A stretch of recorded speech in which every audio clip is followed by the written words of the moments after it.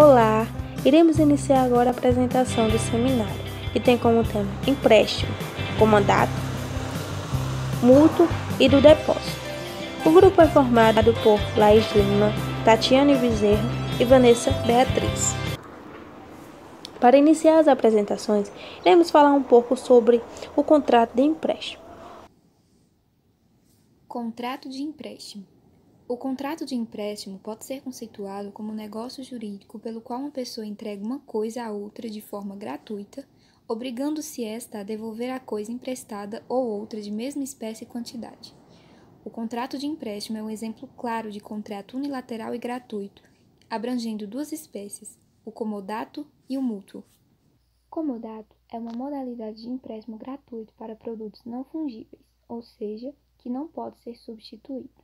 É uma forma de acordo sobre o uso do bem com característica unilateral, que significa que apenas uma das partes envolvidas no contrato terá uma obrigação legal. É regulado pelo Código Civil, nos artigos 579 ao 585. As vantagens do empréstimo por comodato é que ele é gratuito, não envolvendo custos e sem burocracia, já que ele não é solene e, por isso, não precisa ser registrado em cartório, podendo até mesmo ser realizado de forma oral. Já a desvantagem é que, geralmente, não gera renda para o comodante e, além disso, o comodante poderá sempre reaver seu bem novamente. Caso o acordo tenha sido escrito, existem algumas regras. Primeiro, quem empresta só poderá reaver se provar estar em uma situação emergencial. Segundo, quem recebeu o empréstimo deve restituir o bem cedido nas mesmas condições em que recebeu. E terceiro, ambas as partes devem estipular uma data para a entrega do bem. Detalhe que há ainda uma súmula do STF, com o número 573, que determina que não há sobre estes empréstimos incidência de imposto. Embora seja um empréstimo, cabe algumas obrigações ao comodatário. Dentre elas são conservar a coisa recebida, usar a coisa de forma adequada, restituir a coisa, sendo obrigação do comodatário devolver a mesma coisa que lhe foi emprestada. Já as causas de extinção do comodato são término do prazo contratual ou do período previamente acordado, resolução do contrato por quebra contratual, por decisão do juiz a pedido do comodante se este comprovar urgência, ou por morte do comodatário sem possibilidade de uso por herdeiro. As empresas estão aderindo ao comodato por sua facilidade e eficiência. Um exemplo comum ocorre quando empresas fabricantes de bebidas cedem a bares ou restaurantes refrigeradores personalizados. Neste caso, os bares ou restaurantes evitarão de comprar novos refrigeradores e as empresas fabricantes de bebidas ganham com a divulgação. Bom, dando continuidade, irei falar agora sobre o contrato de empréstimo mútuo. O contrato de empréstimo mútuo, ele acontece quando há uma transferência da propriedade da coisa emprestada, em decorrência de ser restituída. Ou seja, quando eu tomo uma coisa emprestada de alguém e tenho que restituir aquela coisa da mesma quantidade, qualidade e gênero. Não importa se é o mesmo bem que tomei emprestado, o que importa é que seja da mesma espécie, quantidade e qualidade. O artigo 586, ele diz expressamente o que vem a ser esse contrato de empréstimo mútuo. Bom, o mútuo é um empréstimo da coisa fugível. Como a gente estudou nos anos anteriores, fugível é quando um bem pode ser substituído por outro da mesma espécie, quantidade e qualidade. O mutuário é obrigado a restituir ao mutuante o que ele recebeu em coisa do mesmo gênero, quantidade e qualidade. Então, é bem o que eu falei. É quando você toma uma coisa emprestada e tem que restituir aquela coisa da mesma espécie. No contrato mútuo, ele é unilateral e gratuito, exceção feita para o mútuo oneroso, ou seja, quando há dinheiro. Nessa relação, dependendo da circunstância, quando houver dinheiro, vai ser considerada uma relação de empréstimo mútuo e dependendo de outra situação, vai ser considerada uma relação de compra e venda. Exemplo, eu tomo uma saca de feijão emprestada com prazo de 30 dias. Passado esses 30 dias, eu não restituir à pessoa essa saca de feijão, essa relação deixa de ser, só um exemplo, deixa de ser uma relação mútua, passando a ser uma relação de compra e venda, ou seja, ele vai ter que pagar por a coisa que tomou emprestada.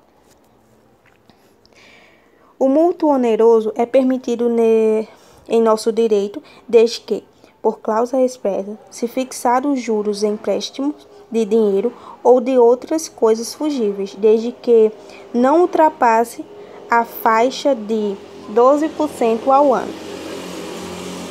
O mútuo feito a menor de 18 anos.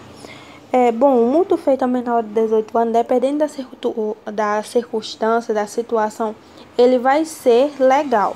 E dependendo de outros, ele vai ser ilegal. Exemplo, quando houver na situação a autorização dos pais ou do responsável. Então, essa relação, ela pode acontecer, mas se não houver essa autorização dos pais, essa situação, ela é nula.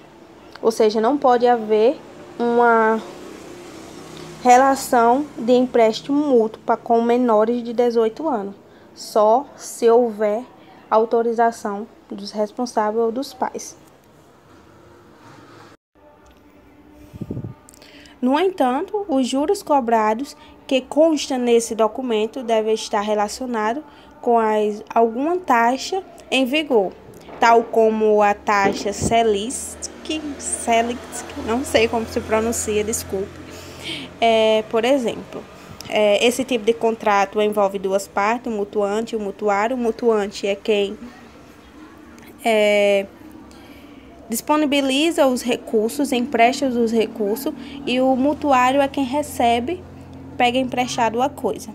O mutuário pode exigir garantias da restituição se antes do vencimento o mutuário sofrer notórias mudanças em sua relação econômica, ou seja, se por acaso vier a acontecer de que ele passe por uma crise econômica e não tenha dinheiro para se sustentar, ele pode pedir para o mutuário restituir uma parte da coisa que ele tomou emprestada em dinheiro para que possa, sobreviver, enfim. A extinção do mutuário opera-se havendo o vencimento do prazo. Foi como eu já falei, quando há o vencimento do prazo, deixa de ser uma relação mutuária, uma relação mútua, passando a ser uma relação de compra e venda. Temos o contrato de depósito. O contrato de depósito é o contrato em que uma das partes, o depositário, recebe da outra, o depositante, uma coisa móvel para guardá-la, com a obrigação de restituí-la na circunstância acertada e quando lhe for exigida a entrega da coisa móvel do contrato. O artigo 627 do Código Civil diz que, pelo contrato de depósito, recebe o depositário um objeto móvel para guardar até que o depositante o reclame. As principais características do contrato são a finalidade, que é a guarda do bem depositado, que quer dizer que o depositário não pode usar a coisa móvel do contrato sem autorização expressa do depositante. O objeto do contrato sempre vai ser móvel. Já a obrigação pode ser tanto bilateral e oneroso quanto unilateral e gratuito. As espécies de depósitos são depósito voluntário, depósito necessário, depósito legal, depósito miserável, depósito do hospedeiro e depósito irregular. O depósito voluntário resulta do acordo de vontade das partes e também da capacidade das partes. O depositante ele pode ser relativamente capaz, o que quer dizer que ele pode ter entre 16 e 18 anos. Já o depositário só pode ser plenamente capaz, que quer dizer que ele deve ter mais de 18 anos. O caráter real do contrato ocorre na entrega do objeto ao depositário, que quer dizer que o contrato só tem validade com a entrega do objeto real, com a entrega do objeto ao depositário. A formalidade do contrato não é solene, porém é escrita, o que quer dizer que ele não possui apenas uma forma de ser feito, porém sempre vai ser escrito. Ele pode ter onerosidade e bilateralidade, quer dizer que ambas as partes possuem direitos e deveres, e ambas as partes vão ter as vantagens e desvantagens do contrato. Já na gratuidade e unilateralidade, somente uma das partes possui direito e somente uma das partes possui deveres. E também somente uma das partes vai ter as vantagens do contrato. Também temos a presunção. As obrigações do depositante são pagamento do depósito, se o contrato for oneroso, reembolsar as despesas feitas pelo objeto depositado e indenizar o depositário pelos prejuízos causados pelo depósito, se o contrato for gratuito.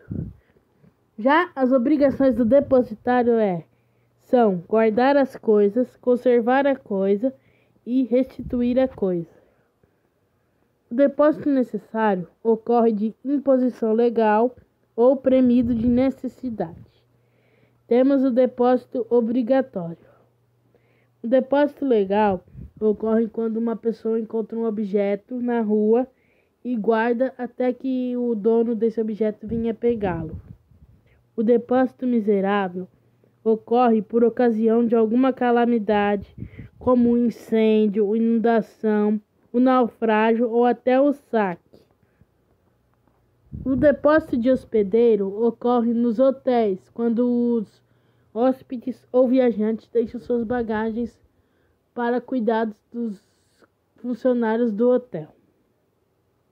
Já o depósito irregular ocorre com o depósito de coisas fungíveis, por exemplo, dinheiro em banco.